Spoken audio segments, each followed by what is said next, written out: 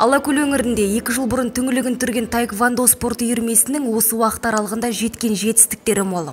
Облыс көлемінде үздіктер көшін бастап, республикалық додаларда да бап пен бақ таласта түсуде.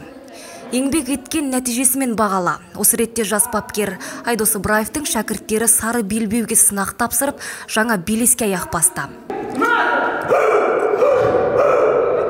Аталған шараға Жетісу облыстық мәслихатының депутаты, облыстық таэквондо федерациясының президенті Қара белбеу 5-ші дан иегері Қайыр Қабланбайұлы, облыстық мәслихат депутаты спорт жанашыры Алмат Садиев, Қазақстан Республикасы еңбек сіңірген жаттықтырушысы, халықаралық дәрежедегі төреші Қара белбеу 5-ші дан иегері Ғани Ибраимов, таэквондодан облысымыздың бас бапкері, халықаралық дәрежедегі төреші Қара белбеу 5-ші дан иегері Берікжан Құттыбаев арнайы келіп спортшыларды қуантты.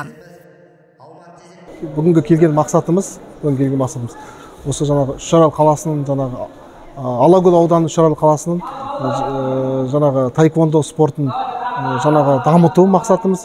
Соның ішінде осы таэквондо спорты білесіздер, олимпиада кірген спорт түрі болғандықтан жаңағы осы Жетісу облысының Алакөл ауданының Үшарал қаласында, одан кейін жаңағы Ақсу ауданында ашылды таэквондо несі.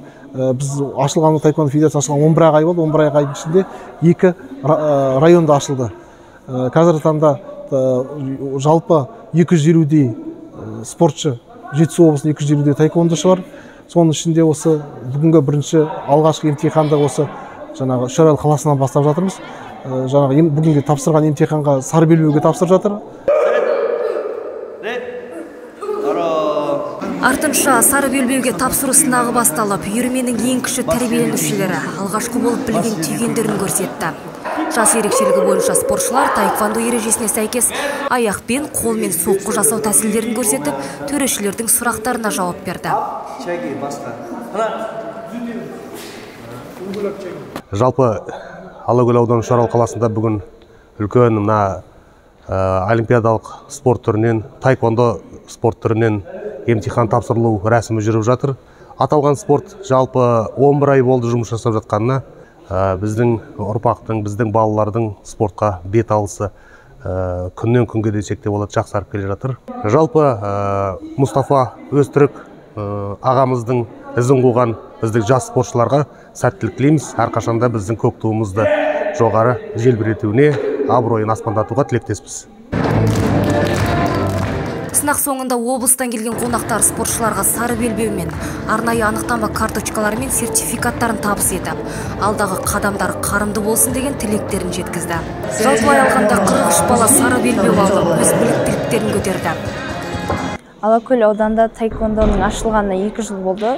Сол 2 жыл арасында ашылғаннан бері қатысып жүрмін. Бүгін мен сары белбеуге ие болдым. Болашақта чемпион болып, олимпиадалық ойындарды бағындыруға үміттенемін. Мен таэквондоға алғаш рет 1,5 жыл бұрын келдім. Осы 1,5 жылдың арқасында, Айдос ағайдың арқасында әртүрлі белестерге жетіп жатырмыз. Бұйырса алдағы уақытта да үлкен-үлкен белестерге жете беретін боламыз. Маған таэквондо спорт түрі өте қатты ұнайды.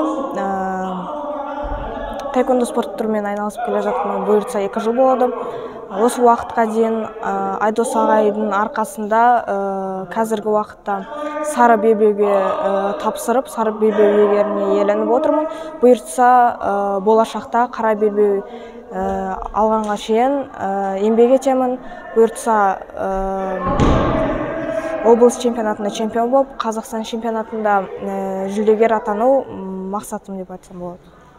Алтынай Ғалиқызы, Нұрбақыт Меңдібайұлы, Алакөл жаңалықтары.